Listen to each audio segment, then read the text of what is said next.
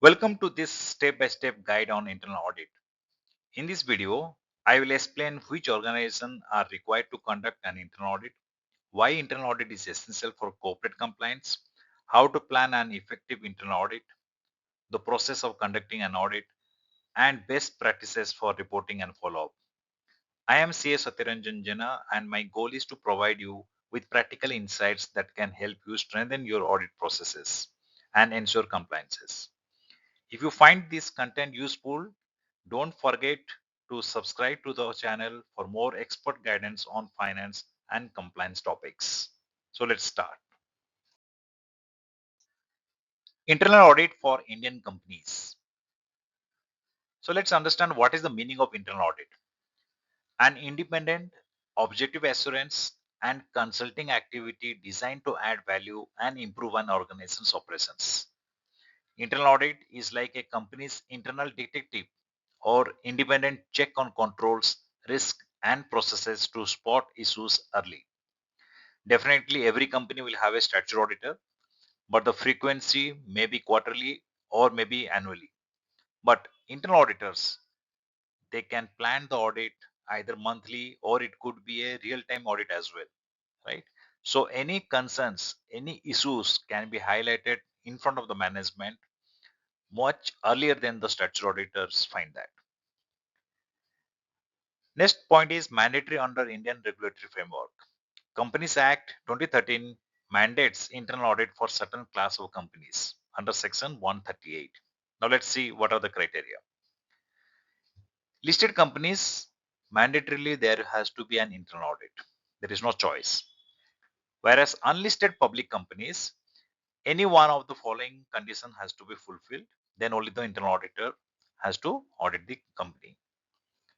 Paid up share capital 50 crores or more, turnover 200 crores or more, outstanding loans borrowing from bank 100 crores or more. If any one of these condition is fulfilled, then internal audit is mandatory. Coming to private companies, all three: turnover 200 crore or more, total assets 50 crore or more, outstanding loan borrowing from banks is 5 crore or more. So if all these three conditions are fulfilled, then internal audit under section 138 is mandatory for the private companies. Now, what is the purpose? So, as I explained you, purpose is ensures effectiveness of risk management, internal controls, compliance with laws like GST, FEMA, and other operational efficiencies. That means the management has identified certain areas where there is risk. It could be your SOD, it could be a case of fraud, and the internal auditors help the management in identifying these issues in a proactive approach. Coming to importance in Indian context, compliance with regulatory bodies like SEBI, RBI, IRDAI, NFRA, oversight, and emerging ESG related audits. Let's start with a question. Why is internal audit required? Are there any benefits from internal audit? So let's understand. Helps identify risk and control weakness early to prevent fraud and financial misstatements. Example, spots vendor kickbacks or GST faking before they blow up, right?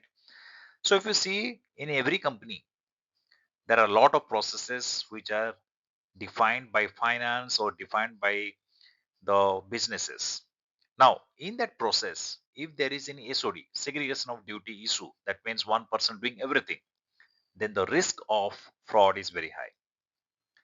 Or when the big company has lot of different processes, different people involved, then there is chance that few people they collide and then they can do a fraud, right?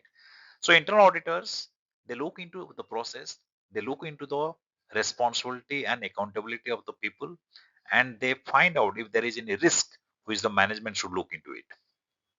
Second point, ensures adherence to company policies like regulatory compliance and accounting standards, ensure Ind AS, SEBI, RBI rules, no fines or board headaches.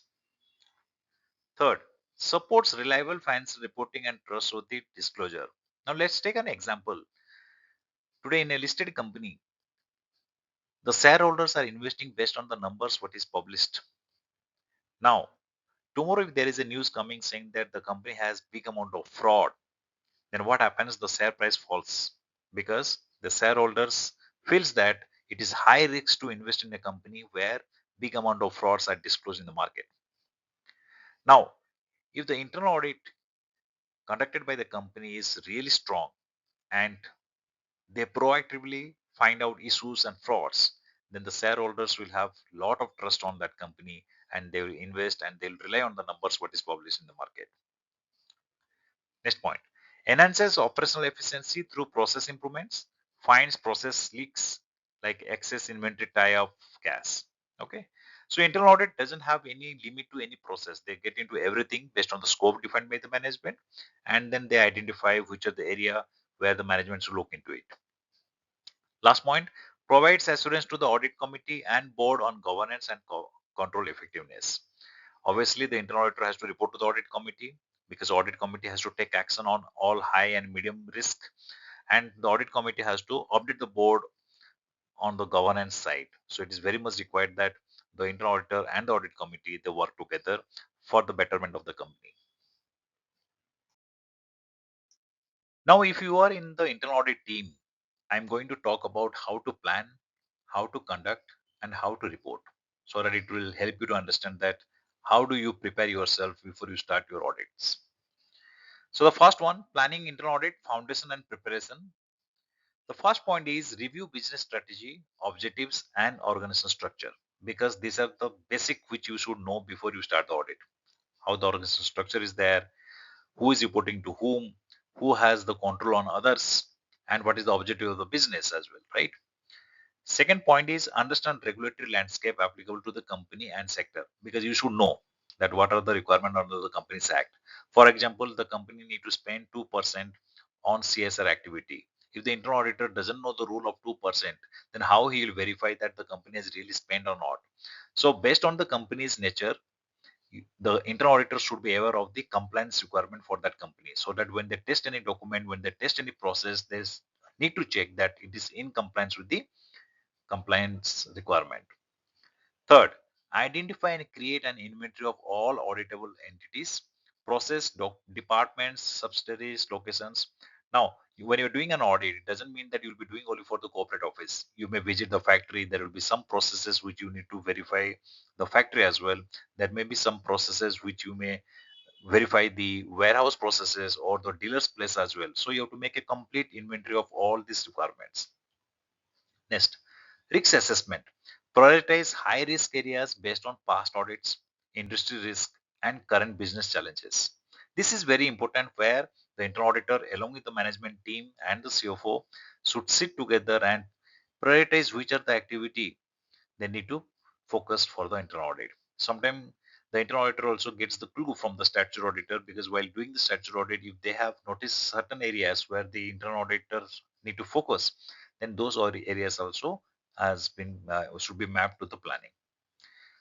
Last one, define audit objectives aligned with these risk and regulatory requirement. So when you are doing an audit, it should have some purpose. It's not that you are taking a scope just to fill the report. It has to be in alliance with requirement of the compliance and regulatory requirement. After planning the audit, the second step is formulation and scheduling. This is very important because you have to make the complete plan how you are going to collect the data, how you are going to interview the people. So everything has to be scheduled in a proper way. So create detailed audit plans specifying scope and boundaries of each audit engagement, audit frequency and timelines, consider past findings and risk profile, resource allocation, skilled auditors and budget. Okay, so you will have the team, so you have to plan it, who does which area. Logical sequencing of audits for efficiency, procure to pay before final close. So you have to make the order of audit as well. It's not happen that you do something now and again you have to revisit that because you're doing some other processes later. So it has to be in the sequence. So it will help you to connect the points. Next point is coordination with management and audit committee for input and approval. Because when you are progressing and you find something new development in the audit, then you can also check with the management whether you need to redefine the scope. Sometimes it may happen that you believe that there is no fraud or you believe that the process is working well, but during audit if you find some issues are there, then you can discuss with the management to enhance the scope so that you can get into more details to find if there is any issues. And the last one is planning for special audits on compliance areas like GST, FEMA, Ind-AS, or maybe direct tax, indirect tax. So you can plan that as well. After planning, the next step is conducting the internal audit. So let's see how to conduct the audit. Fieldwork education: collect, verify, and analyze data using checklists and audit programs. Assess the design and operating effectiveness of internal controls. Check if segregation of duties works. No one person approves and pays. Right? It's very important to check the SOD part. And you need to check the SOD in the system also, ERP. Sometimes it happened that in SAP you have access to create asset, you have access to capitalize the asset, you have access to do the depreciation. So everything is under your control. So you need to check that the SOD is properly maintained. Third, identify control gaps, deficiencies, and non-compliances. Rate findings high, medium, low. Suggest fixes with evidence. Then document findings with evidence. Provide clear recommendation. Now, once you find some issues, it's not that you just find the issues, but you also have to recommend how the controls need to be implemented. Last one, maintain communication with auditee for clarification and cooperative approach. It's not happened that you are following up with the auditee for many times. There should be proper planned with dates so that the documents and the data you get from auditee on time so that you can complete on time. So a regular meeting with the auditee always helps the auditor to complete the audit as per the timeline given by the management. The next step is reporting and follow-up. Prepare clear, concise audit reports highlighting objective, scope, methodology used for doing the audit. Next, findings, impact, root cause of those findings, and then recommendation for corrective actions.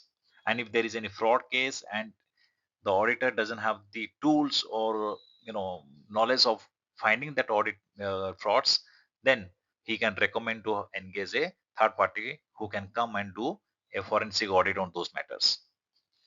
Then communicate reports to management, audit committee, and the board. Track and follow up on implementation of recommended actions, because once you recommend, the business team has to agree for that. Once they agree, you need to see that you follow up and get it done. If it is not happening, then again you need to escalate it. And the last is periodic review and continuous improvement of internal audit process, because every year when you do, you learn what new processes the business is doing. You may redefine your internal audit process as well to find out any issues or risk if the management is having on those processes. Now coming to the last slide, conclusion and best practices. Internal audit is a valuable tool for risk mitigation, compliance, and operational excellence. Emphasize continuous monitoring and iterative planning to adapt to changing risk. Incorporate latest trends, digital audit tools, data analytics, ESG audits, because the way the automation is coming, because the way AI is coming in day-to-day finance work, digital audit tool is much required. Because instead of doing sample, these digital tools can help you to do complete audit of all the transactions. Next point is foster cooperation and transparency between auditors, management, and audit committee.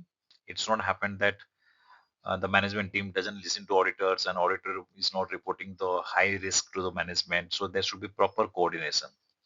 And I would recommend that the internal audit team should report directly to the board. If the internal audit team is part of the CFO or the management team, then chances that there could be a lot of manipulation between the teams. Maintain robust documentation to meet regulatory expectation. Okay. So that's it from my side. Hope you like this video. Obviously, internal audit is very important in every company. It's not that we don't trust the people of the company, but yes, any process where there is a loophole, you know, the bad guy or the person who want to take the advantage of that obviously takes the advantage, and that is how the resources of the company are not properly used, and people take extra benefit of those loopholes in the process. So internal audits, I would suggest that should be mandatory for all the company. It's not that because of a companies act requirement only you need to do it. Even a small companies would have internal audit to ensure the management that all the processes defined by the company is working well. That's it from my side. If you have not subscribed to my channel, request you to subscribe to this channel and share this video with your friends. If you have any question, please write in the comment. I'll reply to that. Thank you for watching. Bye bye.